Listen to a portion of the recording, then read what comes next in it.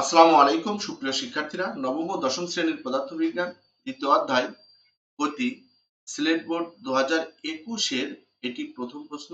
অর্থাৎ সিলেট বোর্ড 21 থেকে দুটি প্রশ্ন হয়েছিল, তার প্রথম প্রশ্ন এটি। এই প্রশ্নে দেওয়া আছে বেগ বনাম সময় বনাম বেগের একটি সারণী দেওয়া আছে, অর্থাৎ একটি গাড়ির সময়ের সাথে প্রাপ্ত বেগের সারণী। এই সারণীতে 0 সেকেন্ডে বেগ ছিল 0, 20 সেকেন্ডে বেগ 4, 40 সেকেন্ডে বেগ 8, 60 সেকেন্ডে বেগ 12, 80 সেকেন্ডেও বেগ 12, 100 সেকেন্ডে বেগ কমে 6 হয়েছে, 120 সেকেন্ডে আবারও থেমে গেছে বা শূন্য হয়েছে। 5 নম্বর প্রশ্ন, পর্যায়বৃত্ত গতি কাকে বলে? পর্যায়বৃত্ত গতি হলো ঘড়ির কাঁটার গতি। অর্থাৎ কোনো গতিশীল বস্তুর গতি যদি এমন হয় যে এটির গতিপথের কোনো নির্দিষ্ট বিন্দুকে নির্দিষ্ট সময় পর পর একই দিক থেকে অতিক্রম করে, তবে সেই বস্তুর গতি পর্যায়বৃত্ত গতি। এরপরের প্রশ্ন দেওয়া আছে, কোনো বস্তুর গড় বেগ 0 হলেও গড় দ্রুতি 0 নাও হতে পারে। নির্দিষ্ট সময় ব্যবধানে কোনো বস্তুর দিকে গড়ে একক সময়ে যে দূরত্ব অতিক্রম করে তাই বস্তুটির গড় বেগ। আবার নির্দিষ্ট সময় ব্যবধানে একই সময়ে কোনো বস্তুর গড় অতিক্রান্ত দূরত্বই হলো গড় দ্রুতি। তার মানে বেগ এটি হলো ভেক্টর রাশি। তো বেগ একটি ভেক্টর রাশি বিধায় এটি ঋণাত্মক ধনাত্মক উভয়ই হতে পারে, ফলে নির্দিষ্ট সময় ব্যবধানে গড় বেগ 0 হতে পারে। কিন্তু দ্রুতি এটি একটি অঋণাত্মক রাশি, আর অঋণাত্মক রাশি হওয়ায় একটি নির্দিষ্ট সময় পরিসরে বা নির্দিষ্ট সময় পরে বস্তুটি স্থির অবস্থানে না থাকলে এর মান কখনোই 0 হতে পারে না। তাই যে ক্ষেত্রে একটি বস্তুর গড় বেগ 0 হয়, সে একই ক্ষেত্রে তার গড় দ্রুতি 0 নাও হতে পারে। এরপরের প্রশ্ন হলো, গাড়িটি প্রথম 1 মিনিট 20 সেকেন্ডে কত দূরত্ব অতিক্রম করবে? 1 মিনিট হচ্ছে 60 সেকেন্ড, তার সাথে আরো 20 সেকেন্ড প্লাস করলে 80 সেকেন্ডে অতিক্রান্ত দূরত্ব বের করতে হবে।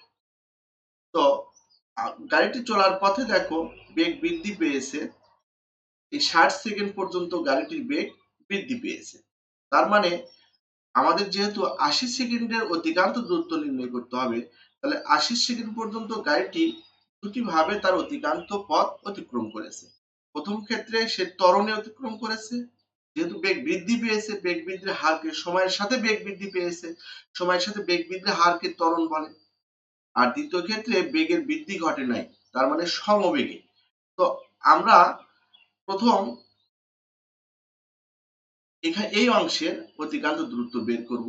এখানে আদি বেগ, এই অংশে দেখো আদি বেগ হচ্ছে 0, আবার শেষ বেগ হলো 12। এখানে সময় এই 60 থেকে 0 মাইনাস করলে সময় হয় 60, তাহলে এখানে আমরা আদি বেগ 0, সময় আমরা এখানে t1 ধরলাম, 60 মাইনাস 0 মানে 60 সেকেন্ড। তো t1 সেকেন্ড পর এই 60 সেকেন্ড পরে বেগ হলো 12 মিটার পার সেকেন্ড। তাহলে প্রথম 60 সেকেন্ডে গাড়িটি সমত্বরণে চলে, যেহেতু বেগ বৃদ্ধি পেয়েছে 0 থেকে 12 তে এসেছে, গাড়িটি সমতলে চলার পর অতিক্রান্ত দূরত্ব হবে, আমরা এটা করব s1 equal u plus v by 2 into t। আবার এটা আমরা ত্বরণ বের করে করতে পারতাম, a v minus u by, এখানে সময় আমরা কি ধরেছি t1 ধরেছি, আমরা এখানে t1 লিখে দিতে পারি। তো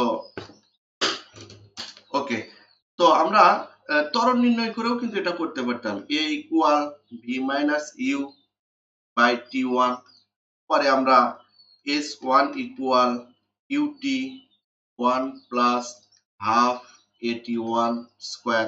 এই সূত্র দিয়েও আমরা অতিক্রান্ত দূরত্ব নির্ণয় করতে পারতাম।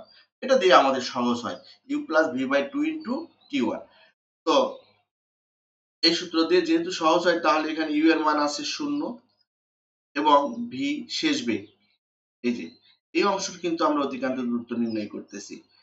এখানে সময় 60 থেকে 0 মাইনাস করলে সময় হচ্ছে 60 সেকেন্ড, আর শেষ বেগ হলো 12। তো 12 কে 2 দ্বারা ভাগ করলে কত হবে? 6। তার মানে এখানে 0 এর সাথে 12 যোগ করলে 12ই হবে। 12 কে 2 দ্বারা ভাগ করলে 6।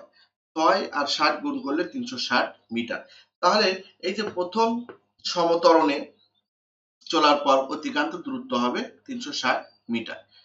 এরপরে যাব আমরা পরের অংশে। পরের অংশে দেখো আমাদের এই 60 থেকে 80 পর্যন্ত এটুকু সময় হচ্ছে। 80 থেকে যদি আমরা 60 মাইনাস করি তাহলে হবে 20 সেকেন্ড। এই 20 সেকেন্ড দেখো সে সমবেগে, অর্থাৎ 60 সেকেন্ডও বেগ 12 ছিল, 80 সেকেন্ডও বেগ 12। এখানে বেগের কোনো পরিবর্তন ঘটে নাই, অর্থাৎ কোনো ত্বরণ বা মন্দন সৃষ্টি হয় নাই। এখানে বেগ একই ছিল, তাই এটি সমবেগ। তাহলে আমরা লিখতে পারি পরবর্তী t2 ইকুয়াল 80 মাইনাস 60, অর্থাৎ 20 সেকেন্ড গাড়িটি v equal 12 metre per second সমবেগে চলার পর অতিক্রান্ত দূরত্ব। সমবেগে অতিক্রমের ক্ষেত্রে আমরা অতিক্রান্ত দূরত্বের সূত্র পাই s ইকুয়াল ভিটি। তো এখানে s কে আমরা s2 ধরেছি, t কে t2 ধরেছি, তাই s2 ইকুয়াল vt2। এখানে v হচ্ছে সমবেগ 12, t2 হচ্ছে 20। 12 আর 20 গুণ করলে 240 মিটার হয়। তাহলে আগে 60 সেকেন্ড আর 20 সেকেন্ড, অর্থাৎ 80 সেকেন্ড। 80 সেকেন্ড মানে 1 মিনিট 20 সেকেন্ডে গাড়িটির মোট অতিক্রান্ত দূরত্ব 360, আর এই 240 আমরা যোগ করে দিব। অর্থাৎ ত্বরণের ক্ষেত্রে অতিক্রান্ত দূরত্ব ছিল, এই ক্ষেত্রে অতিক্রান্ত দূরত্ব ছিল 360, আর এখানে এসে হলো 240। এই 360 ও 240 যোগ করলে হয় 600 মিটার। এরপরের প্রশ্ন আছে, উদ্দীপকের তথ্যের ভিত্তিতে বেগ সময় লেখচিত্র অঙ্কন করো এবং গতির বিভিন্ন অবস্থা ব্যাখ্যা করো। তো লেখচিত্র অঙ্কনের জন্য আমরা এই সারণীটি আগে আমরা কথা লিখে নিই, ছোট্ট করে আমরা লিখে নিই। উদ্দীপকের তথ্যের ভিত্তিতে বেগ বনাম সময় লেখচিত্র অঙ্কন করে এর বিভিন্ন অংশের ত্বরণের পরিবর্তন বিশ্লেষণ করা হলো। তো প্রথম আমরা কি করব, সারণীটি এখানে নিব, নিয়ে গ্রাফ পেপারে আমরা এক্স অক্ষ, এই এক্স অক্ষকে আমরা ধরে নিব সময়। গ্রাফ পেপারের এই ওয়াই অক্ষ, এই ওয়াই অক্ষকে ধরে নিব আমরা বেগ। এখন আমরা এই যে শূন্য বা মুখ কেন্দ্রবিন্দু থেকে বৃহত্তর এক ঘর গুলো আমরা এইরকম থাকে, আমাদের বৃহত্তর এক ঘর গুলো দেখা যাচ্ছে এরকম থাকে। আবার ওয়াই অক্ষের দিকেও আমাদের ঘরগুলো, বৃহত্তর ঘরগুলো অর্থাৎ বড় বর্গ ঘরগুলো এরকম থাকে। তো এখানে আমাদের যাত্রা শুরু 0 থেকে, তার মানে এটা 0 সেকেন্ড। তারপরে হবে কত সেকেন্ড? তারপরে বড় এক ঘরকে আমরা 20 একক ধরেছি এখানে, অর্থাৎ গ্রাফের যে বড় একটা ঘর থাকে বর্গ ঘর, সেটার এই এক্স অক্ষ বরাবর ধরেছি আমরা 20 একক। তার মানে একটা বড় ঘর পর হবে 20, দুইটা বড় ঘর পরে হবে 40, তারপরে তিনটা পরে হবে 60, তারপরে হবে 80, তারপরে 100, তারপরে 120। আর ওয়াই অক্ষ বরাবর ধরেছি আমরা বেগ, এটা বৃহত্তর এক ঘরকে আমরা 2 একক ধরেছি, 2 একক করে ধরে দেখো। তাহলে প্রথম বড় এক ঘর পরে হবে 2, তারপরে হবে 4, তারপরে হবে 6, তারপরে 8, তারপরে 10, তারপরে 12। সর্বোচ্চ বেগ 12 ছিল। এখন 0 সেকেন্ডে, 0 সেকেন্ডে গাড়ির অতিক্রান্ত দূরত্ব কত? 0। তার মানে এটা 0 0 তে একটা বুলেট পয়েন্ট হবে। তারপরে 4 সেকেন্ডে অতিক্রান্ত দূরত্ব, 20 সেকেন্ডে অতিক্রান্ত দূরত্ব কত? 20 সেকেন্ড অতিক্রান্ত দূরত্ব 4। তার মানে 20 সোজা উপরে, 4 এর সোজা এখানে এসে একটা বুলেট পয়েন্ট হবে। তারপরে দেখো 40 সেকেন্ড 8, তার মানে 40 এর সোজা উপরে, 8 এর সোজা এই সাইডে একটা বুলেট পয়েন্ট হবে। তারপরে আছে যে 60 সেকেন্ডে, 60 সেকেন্ডে 12, এই যে 60 এর সোজা, আবার এদিকে 12 এর সোজা। আবার 80 সেকেন্ডেও 12, 80 সেকেন্ডে দেখো আর উপরে বৃদ্ধি পাবে না, 80 সোজা এখানে 12। তারপরে এসে 100 সেকেন্ডে এসে আবার বেগ নেমে হয়ে গেছে 6। 100 সেকেন্ডে বেগ হয়েছে 6, আর 120 সেকেন্ডে আবারও বেগ 0 হয়ে গেছে। তো আমরা এগুলোকে এখানে এ নাম দিব, এটাতে বি নাম দিব, আর নিচে এটাতে সি দিব। এ ও এ যোগ করে দিব, এ বি যোগ করে দিব, আবার বিসি যোগ করে দিব। আমাদের গ্রাফটা আমরা পেয়ে গেলাম। এখন বলা হচ্ছে এই গ্রাফের, আমরা যে গ্রাফটা পেলাম এই গ্রাফের আমাদের কি নির্ণয় করতে বলছে একটু দেখে আসি আমরা। বলছে লেখচিত্র আঁকো, এটা আমাদের হয়ে গেছে। গতির বিভিন্ন অবস্থা ব্যাখ্যা করো। তো আমরা এই গ্রাফের গতির বিভিন্ন অবস্থা ব্যাখ্যা করব। দেখো গ্রাফটি লক্ষ্য করো, এখানে লেখচিত্র হতে আমরা দেখতে পাই প্রথম 60 সেকেন্ডে গাড়িটি বেগ বনাম সময় লেখ ও এ, এই ও এ মূল বিন্দুগামী সরলরেখা, অর্থাৎ এ সময় গাড়িটি সুষম ত্বরণে চলে। এ সময় ত্বরণের মান আমরা যদি এ ও এ ধরি, তাহলে আমরা ত্বরণের ক্ষেত্রে আমরা কি লিখতে পারি, বেগের পরিবর্তন ভাগ সময়। বেগের পরিবর্তনকে আমরা যদি লিখি, এখানে শেষ বেগকে, এখানকার বেগকে আমরা ধরবো ইউ ভি এ।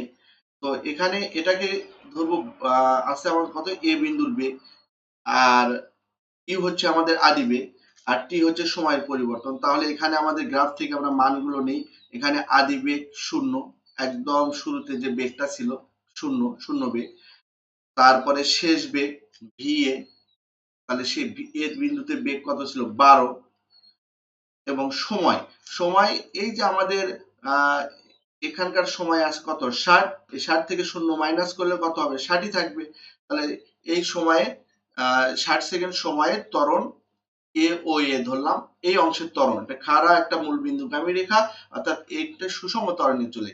এই সুষম ত্বরণে চলার ক্ষেত্রে ত্বরণের মান হচ্ছে শেষ বেগ বা বেগের পরিবর্তন ভাগ সময়। বেগের পরিবর্তন শেষ বেগ মাইনাস আদি বেগ। শেষ বেগ 12, আদি বেগ 0। 12 থেকে 0 মাইনাস করলে 12ই থাকে। 12 কে 60 দ্বারা ভাগ করলে আমরা পাবো 0.2 মিটার পার সেকেন্ড স্কয়ার। আমরা তাহলে এই অংশের ত্বরণ পেয়ে গেলাম 0.2 মিটার পার সেকেন্ড স্কয়ার। এরপরে আমরা এবি অংশে কি ঘটেছে দেখো, এই এবি অংশে কিন্তু বেগ বৃদ্ধি পায় নাই। তার মানে পরবর্তী এটা 60 সেকেন্ড থেকে 80 সেকেন্ড পর্যন্ত, এটা 80 সেকেন্ডের মান, এটা 60 সেকেন্ডের মান। তাহলে পরবর্তী 60 সেকেন্ড থেকে 80 সেকেন্ড পর্যন্ত গাড়িটির বেগ বনাম সময় লেখ হতে এবি রেখা সময় অক্ষের সমান্তরাল, অর্থাৎ এক্স অক্ষের সমান্তরাল হয়। অর্থাৎ এই সময় গাড়িটি সমবেগে চলে। ফলে 20 সেকেন্ড গাড়িটির ত্বরণ 0 ছিল, এই সময় কোনো ত্বরণ হয়নি। আমরা দেখতেও পারি যে এ ইকুয়াল শেষ বেগও 12, আদি বেগও 12, ভাগ সময় হচ্ছে 80 থেকে 60 মাইনাস করলে 20, তাহলে 12 থেকে 12 মানে 0, 0 কে 20 দ্বারা ভাগ করলে কি হবে 0, অর্থাৎ এই অংশের ত্বরণ 0। এরপরে বিসি অংশের কি হয়েছে দেখো, 80 সেকেন্ড থেকে 120 সেকেন্ড পর্যন্ত গাড়ির বেগ বনাম সময় লেখ বিসি, এই সময় গাড়িটির বেগ হ্রাস পায়, নিচের দিকে নেমে এসেছে। অর্থাৎ শেষ 40 সেকেন্ড, 120 থেকে 80 মাইনাস করলে 40 সেকেন্ড, এই 40 গাড়িটির মন্দন হয়। এই মন্দনের মান আমরা বের করব। আর ত্বরণ এবং মন্দনের সূত্র একই। ত্বরণ হচ্ছে ঋণাত্মক, মন্দন হচ্ছে ঋণাত্মক ত্বরণ। তো এখানে শেষ বেগ মাইনাস আদি বেগ, অর্থাৎ বেগের পরিবর্তন ভাগ সময়। এখানে দেখো আদি বেগ একদম শুরুতে বেগ ছিল কত 12 মিটার পার সেকেন্ড। তারপরে শেষে সি বিন্দুতে এসে বেগ কত হয়েছে 0 মিটার পার সেকেন্ড, এই যে 0 সি বিন্দুতে এসে। আর সময় 120 থেকে আগের সময় 80 মাইনাস করে দাও, তাহলে কত হলো 40 সেকেন্ড। তাহলে 40 সেকেন্ডে যেহেতু বেগ এখানে হ্রাস পেয়েছে, তাই এটি হবে মন্দন। এই মন্দনের মান আমরা বের করব। তো আমরা যদি এটা আমরা কি দিয়েছি, শেষ বেগ মাইনাস আদি বেগ না দিয়ে আদি বেগ মাইনাস শেষ বেগ দিয়েছি। যদি আমরা এখানে শেষ বেগ ভিসি মাইনাস ভিবি আদি বেগ দিতাম, তাহলে মানটা ঋণাত্মক বের হতো। আমরা যেহেতু মন্দন লিখে ফেলেছি, আর ঋণাত্মক মান আমাদের বের করতে হবে না। আমাদের যা বের করবো এটা আমরা এই যে সূত্রটা আমরা একটু উল্টিয়ে দিয়ে লিখছি, আগে আদি বেগ লিখছি পরে আমরা শেষ বেগ লিখছি। তাহলে 12 মাইনাস 0 ভাগ 40, তাহলে কত হয় A B C equal 0.3 metre per second square. যেহেতু এখানে বেগ হ্রাস পেয়েছে, শেষ বেগ কম আদি বেগ বেশি, তাই এটা হলো মন্দন। আর এটা যদি আমরা এইভাবে করতাম, শেষ বেগ ভিসি মাইনাস ভিবি, একই মান বের হতো কিন্তু ঋণাত্মক, ঋণাত্মক মানেই মন্দন। আর সময় ছিল আমাদের 40, একবার নিলাম 40, তাহলে হয় 0 মাইনাস 12 ভাগ 40। তাহলে 40 12 কে 40 দ্বারা ভাগ, মাইনাস 12 কে 40 দ্বারা ভাগ করলে এখানে তো মাইনাস মান বের হতো।